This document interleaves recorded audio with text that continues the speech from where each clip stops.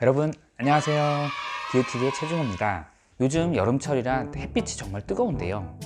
햇빛, 그 안에 들어있는 자외선, 이게 노화와 정말 연관이 많습니다.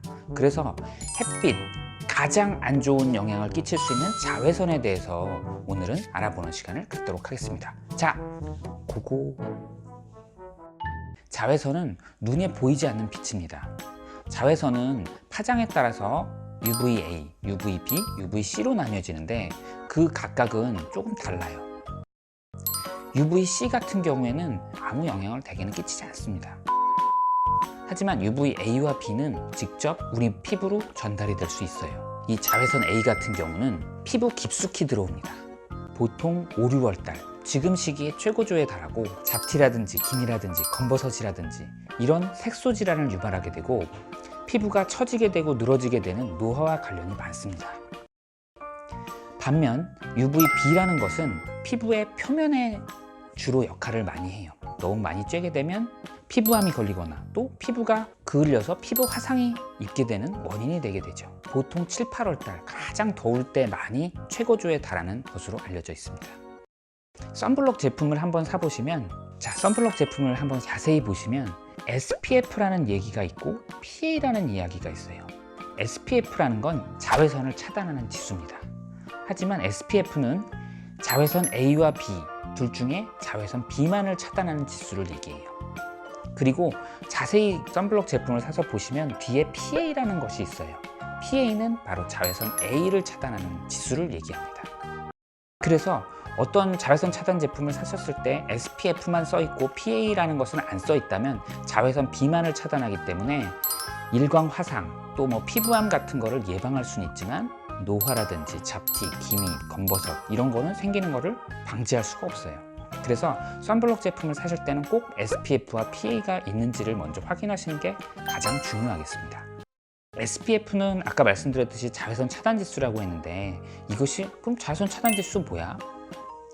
대부분 사람들이 자외선 차단 지수 하면 무조건 높은 거 사면 괜찮아 라고 하는데 높은 걸 써서 어떻게 좋은지를 좀 알아두셔야 그걸 유용하게 쓸 수 있겠죠. 그래서 한번 얘기를 드리면 SPF라는 거는 손바닥만한 면적의 햇빛을 받았을 때 붉어지는 시간, 그 시간을 15분이라고 가정을 했을 때 SPF가 25인 제품을 가정을 하면 15 곱하기 25가 되는 거예요. 15 곱하기 25 하면 375가 나오는데 그 375분 동안 자외선 B를 차단할 수 있다는 얘기를 합니다. 야외 활동을 하는 시간에 따라서 나는 SPF 50을 사야 되겠다, 나는 SPF 35를 사야 되겠다는 거를 잘 사용해야 UVB를 차단하고 안전하게 되는 거죠.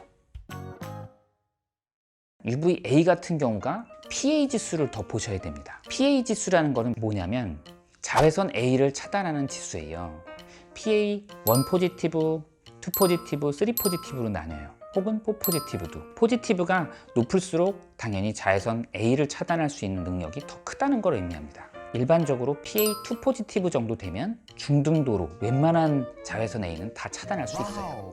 하지만 본인이 피부가 약하고 정말 나는 노화되기 싫고 잡티, 검버섯 약간 있고 기미도 약간 있어서 걱정이 되신다면 PA3 포지티브 이상인 것을 구매해서 사용하시면 좋을 것 같습니다.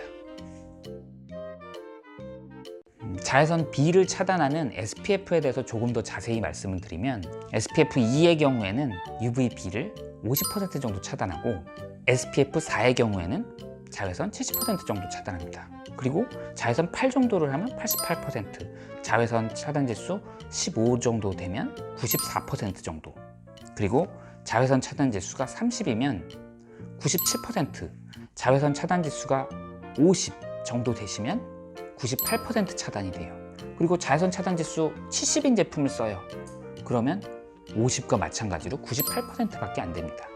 그러니까 결국 SPF가 30 이상 정도만 되면 97에서 98% 그냥 되게 비슷한 정도가 되니까 내가 어떤 제품, 자외선 차단 크림을 어떤 걸 사느냐 걱정이 되실 때 일반적으로 무난한 건 SPF 30 이상인 제품과 PA, 자외선 A 차단 지수가 2 포지티브 이상의 제품을 사용하시면 무난하다고 보시면 될 것 같아요.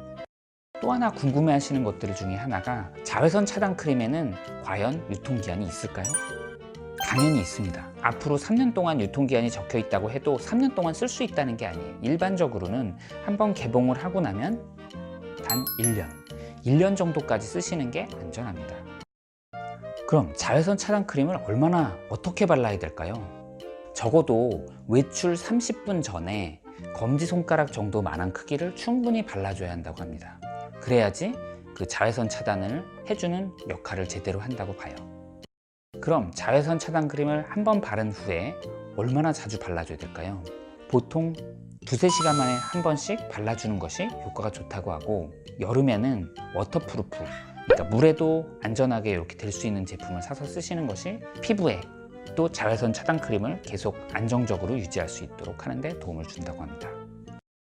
자, 제가 미용적으로 좋아질 수 있는 부분에 대해서만 자외선에 대해서 너무 안 좋게 얘기를 했어요.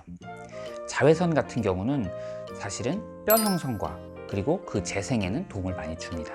2일에 한 번 15분 정도 햇빛을 쬐주면 비타민 D 합성에 도움을 주고 칼슘 흡수라든지 뼈 형성 건강에 도움을 준다고 하니까 얼굴은 꼭 자외선 차단제를 바르시고 몸은 가끔 이틀에 한 번 햇빛을 쐬주시면 좋을 것 같아요. 자, 도움이 좀 되셨나요? 자, 그럼 다음 시간에는 제가 여기 나와 있는 이 제품들 있죠. 제가 직접 써보고 어떤 게 좋고 어떤 게 장점이 있고 어떤 게 단점이 있는지를 한번 알아보도록 하겠습니다. 그러면 다음 시간에 만나요. 안녕. 여러분, 방송 재밌으셨나요? 재밌으셨다면 좋아요와 구독을 눌러주세요.